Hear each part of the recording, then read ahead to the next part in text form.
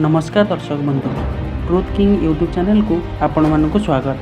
आज आम जाना S-400 कौन एवं कहीं भारतर सुदर्शन चक्र बोली कहुए। दर्शक बंधु आपण मैंने जानी गत एप्रिल मास 22 तारिख में आम पड़ोसी राष्ट्र पाकिस्तान जम्मू काश्मीर पहलगाम आतंकी रचाई जो 26 जन मासूम लोकंर जीवन नहीं ताहा केते दुखदायक थिला। यही पहलगाम आक्रमणर प्रतिशोध नेबाई आम सरकार ऑपरेशन सिंदूर को लॉन्च करथिले एवं यही ऑपरेशन सिंदूर रे मुख्य भूमिका निभाइथिला S-400 एयर डिफेंस सिस्टम।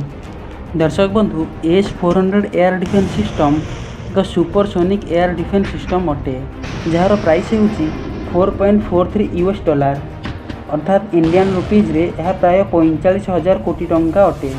यार लक्ष्यभेद करिवार क्षमता 400 किलोमीटर अटे अर्थात 400 किलोमीटर मध्य आकाश में शत्रु राष्ट्र जेकोसी मिसाइल ड्रोन एवं फाइटर जेट को ध्वंस करिवारे यह सक्षम। एबे आम जानिबा यह किपरि कार्य करे। दर्शक बंधु S-400 supersonic air defence system एक अत्याधुनिक मिसाइल सिस्टम अटे।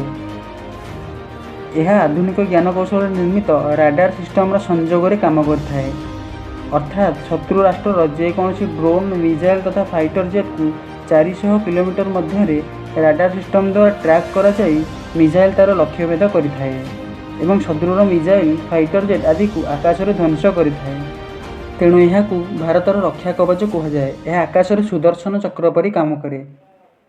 जदि आमर भिडियोटी आपण मानकु भल लगी थाए तेबे लाइक शेयर एवं सब्सक्राइब करने को भूलिबे नहीं। जय जगन्नाथ।